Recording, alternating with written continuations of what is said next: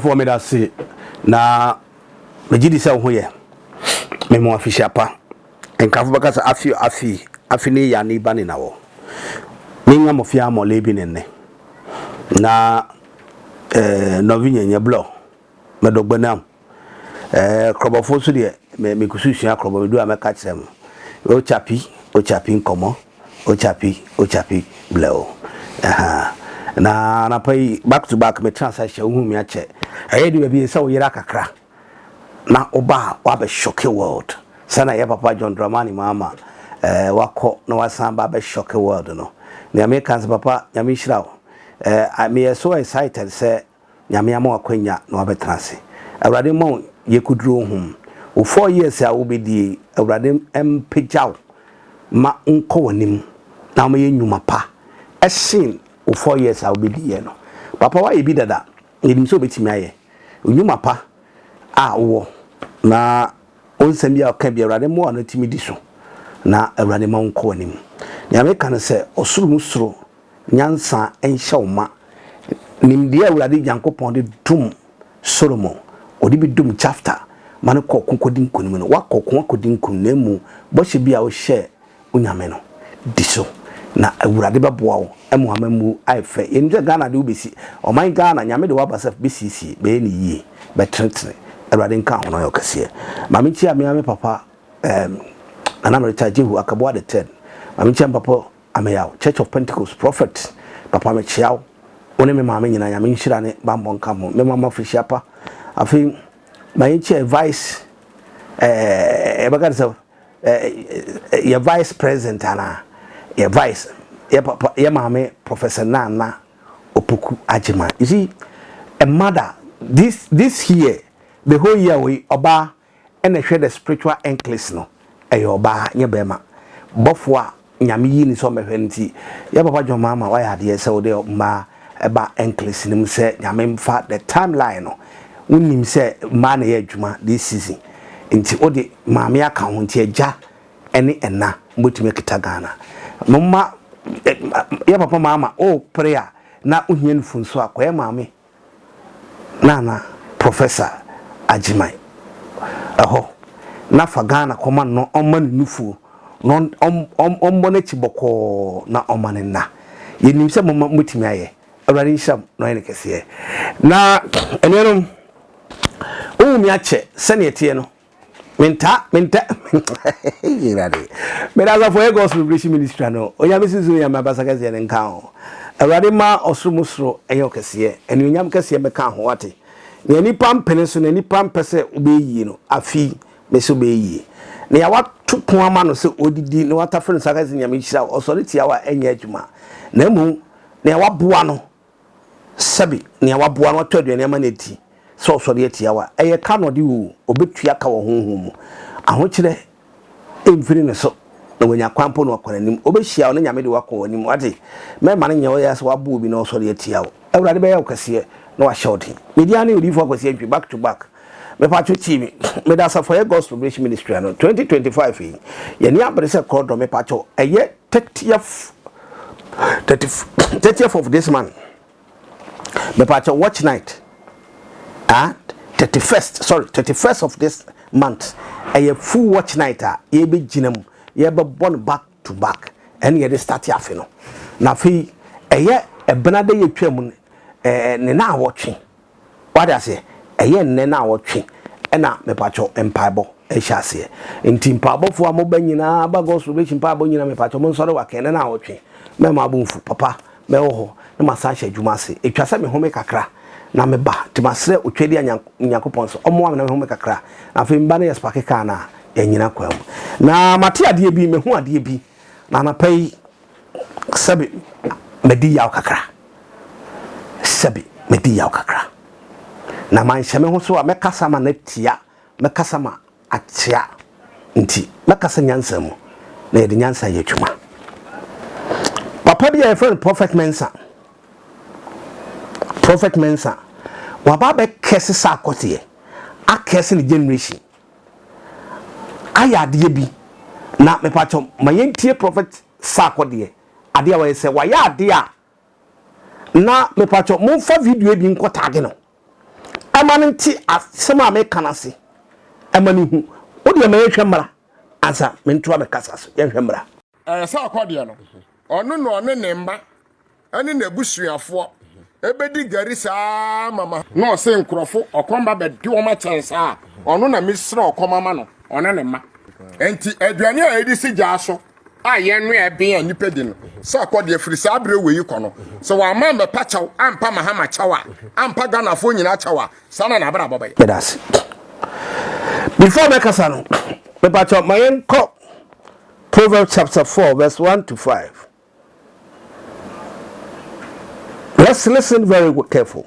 The bacha be na de twini fra why sana etiefo ebeti asemo papa ya papa yi kan nsunsuan so also ene nia papa yi so ye yenko o se oba tie waje futuo no wanya ntiase ko o se empo me mransem esanse emre bi baaye no na me so me ye mejaba na yese ebri bi ba na prophet mensan so no ye akwala ne papa ase no wo ko meja ekire me anoka kire me se tie mensem ne kura me mransem na wanyankwa 5 no 5 o se nyansa na nyantiase ka ho empo de biara da na mensem eyenkwa bedase so Jacob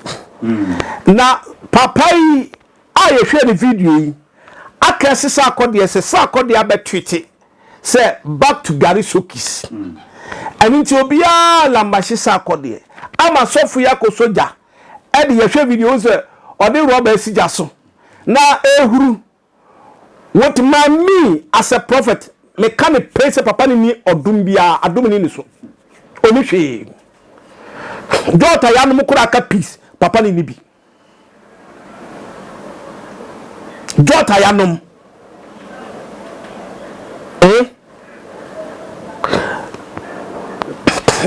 oni hwe Sarkodie tia ona me tuma ba ma ya papa John Dramani mama ya president me videos me bra me ye e ka se me welcome ya papa president mama e na be sie kunya no 7th me slow me baba kire the realm of the spirit nodness nipa mo ye na so mo do mo ho atutu fom and now ko parliament house nodness e me kita parliament house e me kita oman no Chief Justice Onyanodna mama appoint Onyanodna Speaker of Parliament man me kan say aben Babin Osman yenchenyinu ache from budget no the case yenchenyinu ya papa mama be kipunu ampon kipunu ye oyede ni Onyanodna me sai abai be case be bia ya papa mama afa ne vice no ebe ma na di nkunim na mo ba bia gba me akofa ne de omo kasa dwe ene ahantan inti no mo yeden ewini nemo me pese bibisa prophet mensa say inti sane bari Sarkodie ene wakọ abonten ene wakọ disubaya enya wo de fa say mama ya president no first no Sarkodie be yanyum ama kabitele no nyina be bache no and a youth column but as a prophet ese wa no tise enkyere any sugar any ewo yendumi enkasa kwala na be kase back to Gary Sokis city or the papa John Dramani mama asabi ni di ni ase na ase sofo anyamede enkwa ede kitaw any nipa ede kitaw se hwomo so o de hwani di na papa panimu a 50 to 60 years plus na se sa adwe wo trimu a unya 70 80 years a oya obeda ne petrol we nkraman because the common sense can tell say Sarkodie oba anaso unu aketoa eya oba o senior Proverbs 4 verse 1 to 5 kano was in oba tie wagya asam tie futuo so fue a ofra ne ho prophet mensan betima fresa akode atunufo se ade na wo ye ne nye nemu konise meba se utunufo no amfa ayo no so na so die but shat agan no shakura ayesa mefin gaw na wo se no ayete se mefin na me papa no o perfume ne yeba ma no fame papa me as a prophet Eric Akosiantwi me bo me full name dia maw odi for back to back tie me o pe beef for memo beef o pe spiritual me face spiritually e catch now ma me chiro ni pa ko bare me papa na me ta jehu akabo ade te muzama fo hene no wonni hwe so for kasasa di for kasasa di for ratisa se ni po be ye interview nso ko sabi no ni da ho ana obuni pa no ni po that is so for me pato asema o kan de retract se Sarkodie edi gari na busuafo so be di gari akopin so bewu a na wo di ja ne chi ya papa yi me ka che se enye fa Sarkodie ne first person wadi wa ye yie no aba famu anaso un ho achi no but me kan che se as a father as a servant of God who descended at the papa bani pabrabum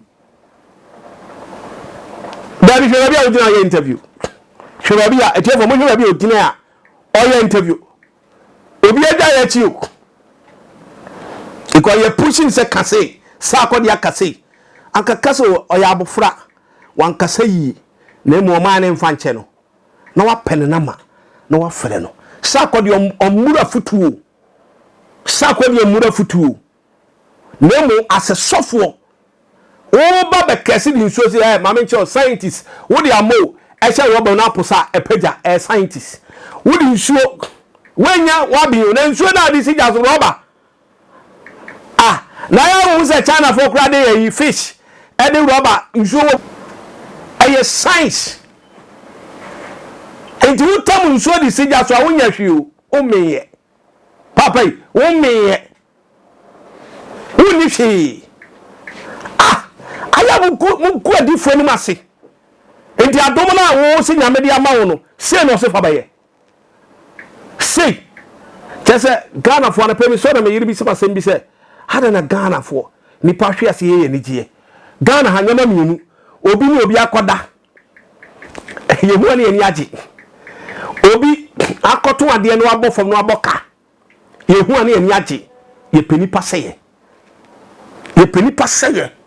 etani ehwehwe onumai se nyame adwuma no wantimi ama timeline ohu atwam onumai prophet me for prophet me for onumai wo ya me papa enti me pesa me catch us Bible say tia Ephesians chapter 5 verse 6 no is it 5 ana 5 there Ephesians 5:6 no o si diwa no nani na aka ba dawa wo si eja hweye se ma babu ye dai emfu ni awaye no waye ni abon ho se papa yi unye difo unni hwe unye difo a me na ma me de betu dwafra me na me catch so you have done a wrong thing and then up fame ni awu kan no a won se Sarkodie wakotam se sikantie bi ediku ma yanka fo di twitwanam e de abegina baza is it how to operate the realm of the spirit anything that wu hwego a wo hye potobi kwane pamao ayese wujire yi Sarkodie anyeni yi ba no so kire se brabontene be kese se gari nko asem na okade ene kwakubo nsam me bra onu kra tena bosom so hunyansa wo kasa nyansa sa na azuka be ye emenim guase poto onso abaje se opefem maza say prophet mentions one ohwetwemu. Let's talk about the wisdom, the kingdom about yan kasa wa hinye no fan kire in so you openia sabe udwini memuta ka ba ye wontia Sarkodie ade kita woni hwinim e kwentem kwa woni hwi na me pese me be kasa but when I saw the thing I became annoyed. Ade mo mumu say na mugu asofo we say edwaye tibi se pepadan mo say then we say ho e na ugina me interview baba ye benyini wo nyame we should send the signal out there nyame somo no be ya kono ebra na do tie kunya so na wo eva I don't am criticizing you try won to hwegu na ntem yenu ko yate all they say mumu say ana man na kufuado MPP for ba halazi asofo sa mumu say because mum preaching kwadi asem mum ka himye nu asem e say wo kire no na wo kire say me ba anamo ntwinye me ka say Sarkodie ayade Sarkodie wodi gwa asem but nya wo hwene kwa asem ho magina me kan kwase asem enjira branch say so sit back to Garisokia me pa oto ma amadin wo ho oto a former president elect president din wo ho fura ye kapuse me die ana pe wa didi wo me interview ahe no ma o ya ka je so ke kansam na manya din ya be mo anya din o hwehwe anim no wo hyehyee wa ne wo ye sika kita wo ni kunwan amafo nwan na wo je wo na wutwa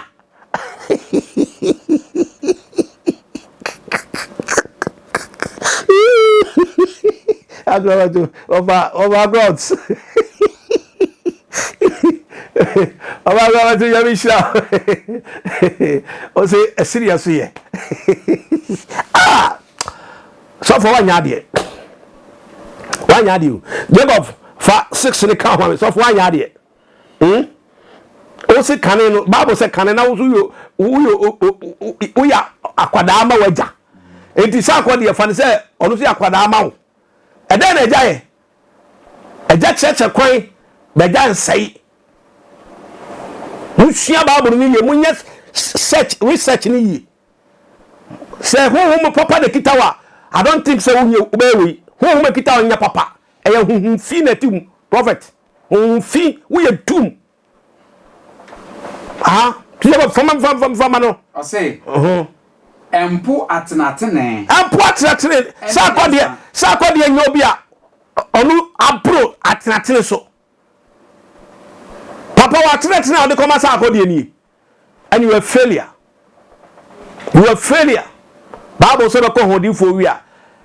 Chese o chire. Me nkase Sarkodie me bona basu. Sarkodie di nkwasesem. Wadi nkwasesem so otwo sa ade beto. Sarkodie obi anim so ya MPP ni. One na na kufuado bi wo support. Sarkodie nchi atenatene o. Omura atenatene so o. Na mo nya wo ba ya wo Africa puse bi die. Ashego na wo ba no wusi ya che wo ho. God wusi ya che. Master God wusi ya che. Bona ri en ko se mafi. Master wo so akwa ni interview no. What mean to say ko adwini nya dwuma. Sawa wo gina wo interview wo nya ne Sarkodie akawo. Wo so ana pa kwa boni gate ma obedidi. Ghana for to yen kwase interview. Kwase interview. Prophet man say for us all that beto abonten na kire say mama say good am wo ye moa. Wo wo ti sa sofo we na free ho. Free ho. Sarkodie enyum a ho no le fan e wo waso da mo oto correction. Asofo mum yenyini wo huhu mum yenyini wo nyankopon asemu. Ni nya sansem hu we interview kwa de ba kwa other you bring advice to the brother not about say wo kese no wo kra na wo kese bi wabla about sen adwaye chi na ogina na interview yankwe ka fa sama mfama no le nya me say na me so ase important atene Sarkodie nimde ni nyansa so mempo Sarkodie mempo nimde ni nyansa ase dono sonimu obebo ho ban enti ba bia papa ya prophet man say oye we bia kan ye oye sasem we bia nye prophet man say me ma Proverbs chapter 4 verse 1 to 5 to 6 no me dey ma dono on bura tnatere so ye are mo ya na asofo aye nka wo kra no mo de abekekere ho no mu di atem nti ne wa wo ye kokoshe video no me nyi say asofo wo ya bosumsum ni me nyi say asofo wo ya bosumsum ni kura so wo fa so se bosusum de okọ bega sina na mu di asam nti atentene ne de ka osori adu mama be kasa satra because of who fame maza ni awaye is going to end the ministry you want to build. Either you come out and retract your statement as a default. Retract it. Retract it. Jimmy see any edit 2024. After 31st class, you should say Bakasa. Jimmy see how. Master 2025. Say mama ni come for. Oh, there be mama before come for and kawo newie beba. Kawo be say twa won ko say no me na mebo mama ye ni say. Ena o no ba power ni wi afini. Sa na kawo beka. Nti ne mama mfa ne ho am. Bible say no me nka ne ode ho tu ni paso. Ya kama ma so for account bi. Adena dan yo mo ko Thanksgiving service wan ko bi. Adena dan yo fra so fu me hu ho. Na wo ka den gon kokoi na ade ko. Eh tell her for mo pam gon. Tell her for mo pam gon. Mo ye very careful. Ni pa ba mo nya ne psychiatric mo hwehwe no grounds of spirituality. Prophetic mama wo nyame o. Enti ni wamfa no ho anto senti nya na abeko mama ko. Bible says mo ni munto. Baba je say wo kinkara wo yanka mo ni Bible say wo ni munto kwako a nyame nkubi mawo. Ti mesrew. Nyame akoma ama ntoko ama no. Ghana fo agina tum. Ya to aba massive. Edi ama no. Enye ne asa akode e beka. E na aba begina abadome adome ne maame adome ni nuanum nyina. Me pa to ne maame wabekasa. Enti abaye de botechi. Ye de boboba. Enti papa yi ene na office wo kasa. Mani penwu se wa ya de ama. Onye hwe sofo nkasa sa. Orofo high attention TV. Mo fa video bi ntaki nkoma papa ne se onsesa na kwan. No nsesa na dwen. Na nyame difo enkasa sa. Ye buildi ahimie no na mu ye nsemu nipa. Anape Israel Jankopon hira. No ye okese. Me pacho me nama 0543 41 9160. Me pacho but modern say but from I am the founder of the General Overseer. I say me da as Safwa a God's Revelation Ministry. Me wo enkan ablikuma akape route. Me pacho Bramayen kamu brother yi ne brother ni na wotwe eyempa abokase. Me pacho me mo bi nhye wo so emfa sunsun se mo hunahuna. Sarkodie media nkebe ya bramontin na be pacho se ni ameye ma nyini o mura futu na mi sa wo yesa menua enunyam be sa be ka enunyam o awrani sure so ti sa sami na odi abotre ni asomdwi eti nsem memfa me ho hion tan emfa njejime awrani sure Carlos Dagati asamaba awrani sure Carlos me poase mi biri me dase makra bye bye.